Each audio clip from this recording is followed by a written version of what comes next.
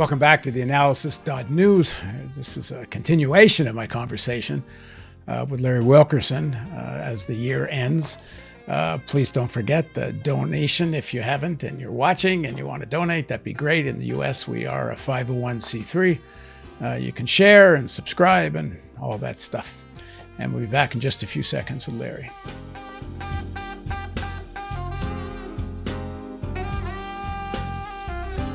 President Biden recently held his democracy conference, or whatever it was called, something like that, where he invited a whole bunch of countries that under their definition, the White House definitions, are democracies. Of course, a lot of questions could be raised about who got invited. But that being said, one of the quote unquote invitees, I was about to say countries, except they're not, was Taiwan. And what business did Taiwan have to be there? Yeah, they have elections and so on. But even according to U.S. law and U.S. diplomacy, Taiwan is supposedly part of one China. So what is it doing at a conference of countries? So other than to raise the level of tension with China. So now joining us again to discuss the situation in China and Taiwan is Larry Wilkerson, who's a retired professor who used to be chief of staff to Colin Powell at the State Department. And he's a good friend and regular on the analysis. Thanks for joining us again, Larry. Good to be with you, Paul. So what do you, this invitation is not a one-off. They've been making other moves in some of the UN agencies. They're talking about increasing even more arms sales to Taiwan. They're getting closer and closer to essentially crossing a line that clearly is a line that will be the most provocative thing the United States could do with China, which come very close to recognizing Taiwan as an independent entity. I mean, in many respects, they actually really do, short of a formal declaration of independence. And it almost, seems like they're heading in that direction. This is Trump-esque in its level of provocation. What's going on with Biden? I would say it's Bush-esque, as in George W. and Richard Cheney-esque and Donald Rumsfeld-esque. They started it when Chen Shui-bian was the president of Taiwan and wanted to hold a referendum for independence, and came very, very close to doing it, and with the strong encouragement of Donald Rumsfeld and Dick Cheney. So it's not something new. The newness of it is perhaps the fact that China has progressed. And when I say they progressed, they're much more powerful today than they were in 2002, 2003. Powerful in the sense that, for example, what Bill Clinton did by putting a carrier in the Taiwan Strait would never happen today. No American sailor is going to take a carrier into the Taiwan Strait. Too provocative, and it might be provocative to the point where it wound up in Davy Jones' locker. So the situation has really changed in that sense. But in the sense of stupidity and crassness and very poor diplomacy, the United States seems intent on topping the world again and again and again. And Taiwan is just another example. Now, I was there for a lot of the early shenanigans, if you will, over Taiwan. I was at Pacific Command under Bill Crowell, and then I was under Ron Hayes, and then I was, of course, under Powell when he was chairman. And yes, every now and then we have to assert ourselves a bit and do this or do that shows that we're still hanging around holding Taiwan's coat. And you could say that this invitation to the Democratic Convention or whatever, and the credentials I would question at that convention are America's. Yeah, really. Incidentally, but some of my colleagues from around the world sent me emails to that effect too. How dare you even hold a conference on democracy? Looking at 6th January, are you? But anyway, you have to do these sorts of things, and China does them from time to time too on the other side of the scales, in order to let the other side know you're still alive and you still care. But you don't do it provocatively. You don't do it the way Donald Rumsfeld did, for example, try to send himself to Taipei to talk with his counterpart in Taipei. That was on the burner till Powell killed it. So I don't have a problem with that. What I have a problem is doing it inexpertly, doing it constantly, and taking it well beyond the art of the deal, which is what we have with China. We have this tacit bargain that China recognizes Taiwan as part of China, and we recognize Taiwan as something. If it's made part of China by force, we'll fight over. And that's the tacit bargain. And it's worked for so long, and it's just really stupid to cast it aside without anything to put in its place except bellicosity that's going to be rewarded with a massive defeat in the first confrontation. Defeat for the For the United United States. States. Well, the United States can't accept a defeat over Taiwan. No, it won't. So then it'll what? go nuclear. It'll go nuclear. It'll up the ante and go nuclear. Which in 1958, people have seen my interview with Ellsberg about this. Ellsberg has this still classified document that he's waving around, challenging someone to come charge him for talking about publicly. But so far they haven't. But in it, there's this conversation. I believe it's the minutes of a meeting of the Joint Chiefs. That was the document is in 1964, studied by commissioned by McNamara, about what happened in the crisis in 1958 over Taiwan. And one of the generals, essentially, they say to each other, a nuclear war would be better than losing prestige and strategic positioning in Asia. Yeah. And that logic's, I guess it's still their logic.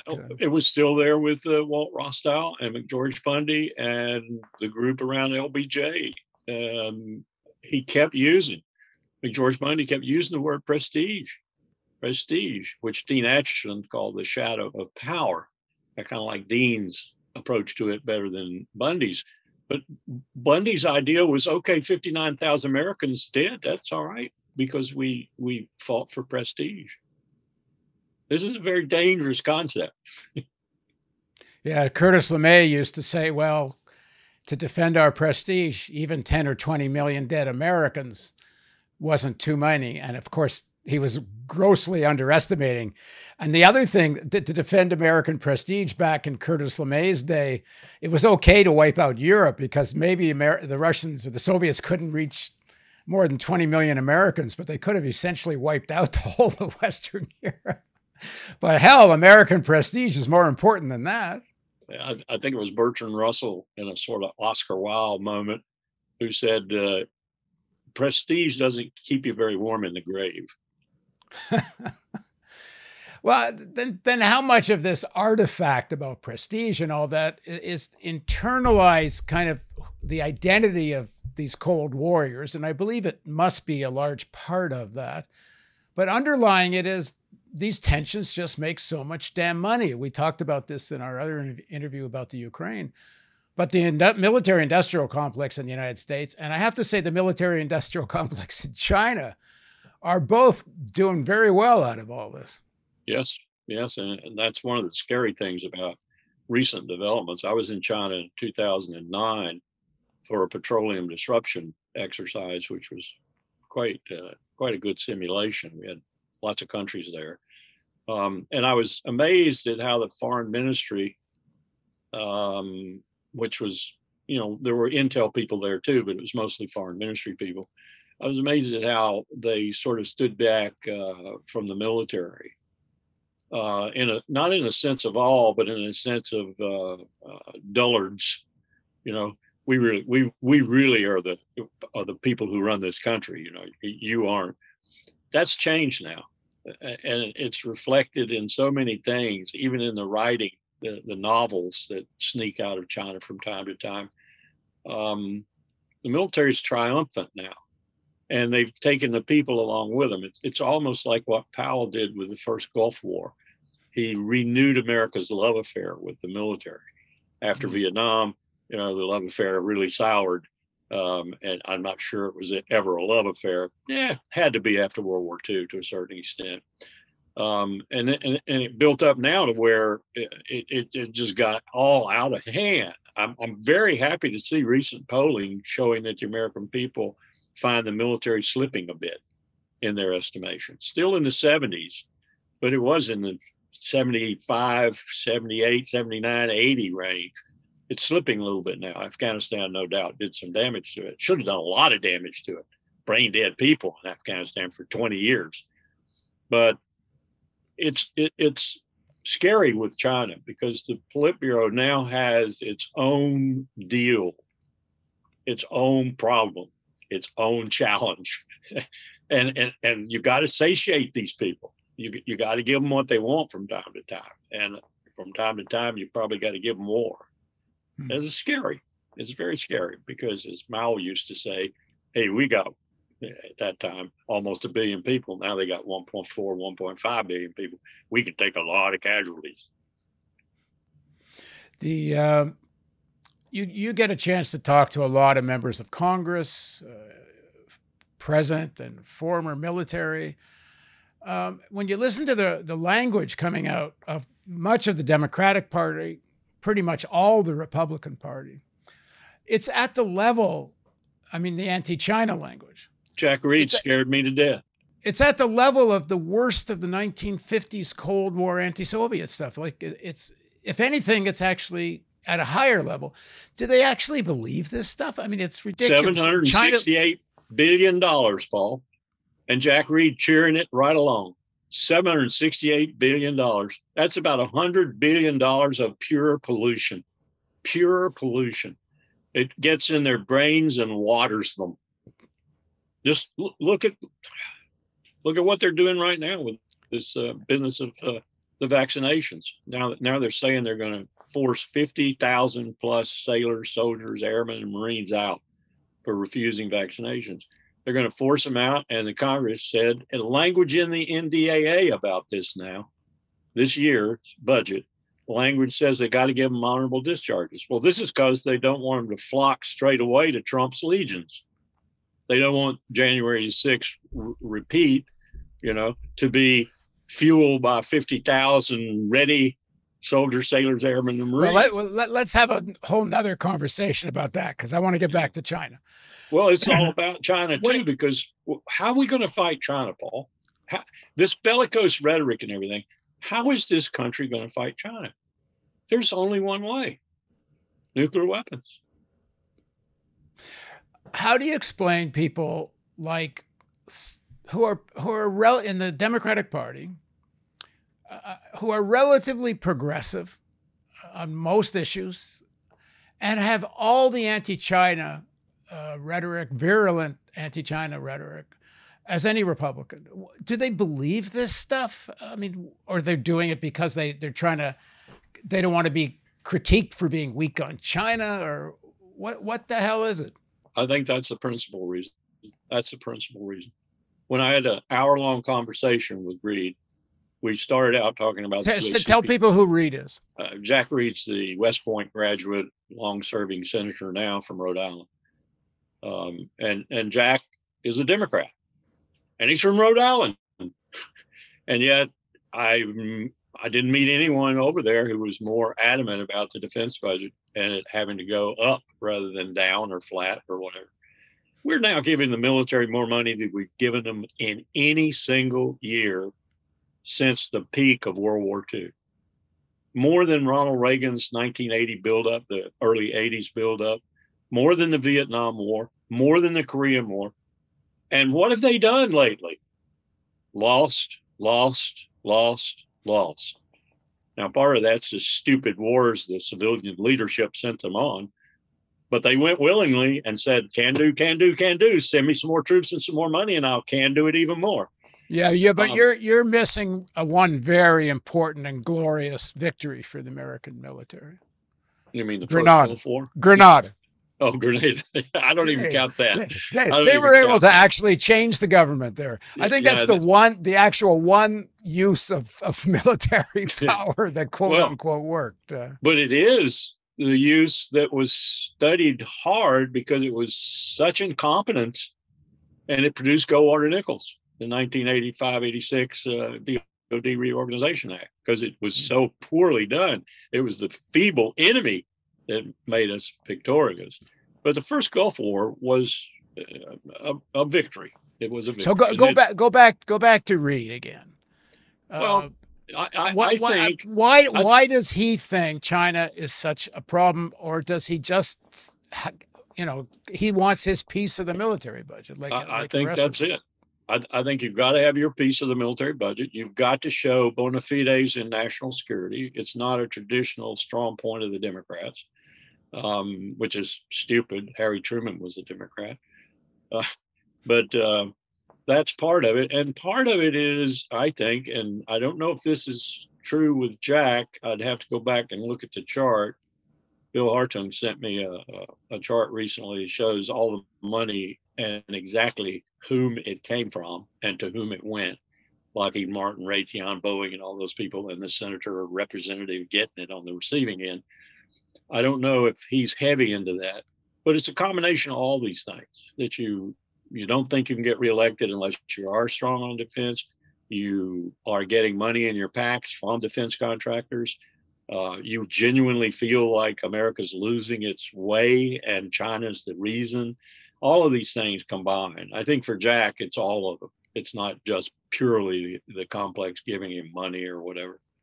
As it is, I think, for some of the more crass members, like the guy from Oklahoma who brought a snowball into the Senate to disprove climate change. I was watching an interview, David, from the Right Wing Now pundit or whatever the hell he was, but he actually was one of Bush's speechwriters. He's credited with the Axis of Evil line. I'm not sure it was his, but he gets credit for it. But certainly was a hardcore neocon. I don't know exactly what he is now. David was a member of the group that I belong to called the Transition Integrity Project. He was one of the guys in there that was helping us plan for the worst in the 2020 elections. I think he's seen a little light since the Bush administration. He was interviewing another big neocon a few months ago. And I should get this guy's name because I can't remember, but he's a very senior, one of the big neocon brains. And he was talking about how terrible the strategy is in terms of dealing with China. And not that he didn't want a hostile strategy towards China. He just thought the current strategy was pretty bad. And he talked about how aircraft carriers are actually totally useless because both the Chinese and the Russians can knock out an aircraft carrier now with ease. Yep. Yet they're building, I think, something like 12 or 13 new Ford class aircraft carriers at about 14 to 15 billion each. Which makes no sense. Which makes no sense, but everybody in on it is a lot of people so get conscious. Money on it. Yeah, that a lot of people. They all know and everyone in on it knows it's bullshit. And if you're going to hit some Syria or you're going to hit some Iran or some, country that doesn't have a really formidable military, you sail right up with that carrier and pound them. But if you're going to hit Russia or you're going to hit China with sometimes double and even triple sea skimming, hyper missiles, high altitude, low altitude missiles, 65 centimeter wake-homing torpedoes, diesel submarines, nuclear submarine. You're going to hit somebody like that, your aircraft carrier is no good at all. In fact, it's a sailing tomb. And if you do want to sail it right up to the border of a country that doesn't have the ability to knock out your aircraft carrier, you don't need a $14 billion Ford class air. You got what you got is plenty. You don't need anything new. You could put a Marine amphibious ready group on the shore, push it in a little bit, build an airfield, and fly off the airfield.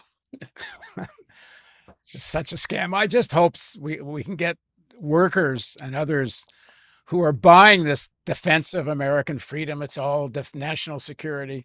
How much they're being scammed by all of this. It's a terrible scam on the American people because they think they're getting security and they're not. Just look around you and see what's tearing you up. COVID-19. Just look around you and see what really bled you dry for the last 20 years. Stupid wars in Libya, Syria, Iraq, Afghanistan, and a whole bunch of other places I can't mention. That's what's tearing you up. What is an aircraft carrier going to do to COVID-19? Spread it. Yeah. Talk about super spreading events. They probably aren't letting us know just how bad it may be on some of these subs and aircraft carriers. We had a little brouhaha there for a while, but it seems to have subsided now. Mm. I'm assuming that they're really, with respect to the Navy, I'm assuming that they're really pushing the vaccinated troops hard, really hard, in order to try and keep from breaking out again. Right. So we look ahead to 2021. Biden is so weak. If he ever had any intention of a better foreign policy, the Democrats, and I don't know that he actually does or did, but let's say there's some people in the Democratic Party that would like a saner foreign policy. We're looking now at it's a likelihood that the Republicans might be in charge of the Senate, the House. So it's like a perfect storm. And I don't, talking about a perfect storm for the Democrats, it's a perfect storm for the world. Where both on the military side and the climate, you get climate deniers controlling, all they need is one house, never mind both. And two, if they have the presidency, geez, it's bloody scary situation. And you have there, because I'm relatively familiar with the way the Chinese think, having been in the Central Party School, and in that petroleum simulation, we actually had the person who was really running the school at that time. It had been Hu Jintao, and then he'd been elevated to be president. At dinner a number of times and talking with them. So I think I know a little bit about how they think about matters like this. And the Russians, I think I've got some insight into, not like Jack Matlock, but I do have some. And I got to tell you, they're not stupid. So, and they have superb intelligence. So they're sitting back. We're going to kill ourselves, Paul. They don't want a war with us. Neither China nor Russia wants a war with us. We're killing ourselves. We're destroying our own democracy. We're doing it the exact way Lincoln predicted we'd do it if we ever did it. We're killing ourselves. If I were in Beijing or Moscow, I wouldn't want it. I'd exacerbate it as much as I could, like they are doing. But I wouldn't want an open war, because that might revive us. Well, it's pretty stupid on their part to exacerbate it as well, because I agree. It's going to be chaos for everybody, mostly on the climate side. So. Yep. And there you put your finger on the big issue. If we don't cooperate, at least minimally cooperate, in order to meet this train wreck that is kind of train wreck. It's not a train wreck. It's a colossal disaster threatening the existence of the human race. Not the planet. The planet will get over it and go right on. Develop some new form of sentient life, maybe. But it'll get rid of us. If we don't do something together to do something ameliorative about that, not just adaptive, don't just build seawalls and retreat to the inner parts of our countries and so forth, but do something that ameliorates the situation. That is, stop burning fossil fuels primarily. We're toast anyway. And people got to get that through their head. They watch these, 200 tornadoes rip through Kentucky and Tennessee, and it's like, the news goes out and says, whoa, let's interview these people and everything. And you see these heart-rending stories on the television. And that's good for the media to do that, especially the local media. But who's out there saying, wow, wonder if this has anything to do with the changing climate? Yes. And guess what? It's going to get a lot worse. All right. Thanks for joining us, Larry. Thanks for having me, Paul. And thank you for joining us on theAnalysis.news. Please don't forget that if you can donate by the end of the year, that'd be great. You get a tax receipt in the United States. Subscribe and share and push what we're doing out there. As I've mentioned before, YouTube seems to be doing everything they can to suppress what we're doing. But you can go to the website and at theanalysis.news and let people know about it. Thanks again.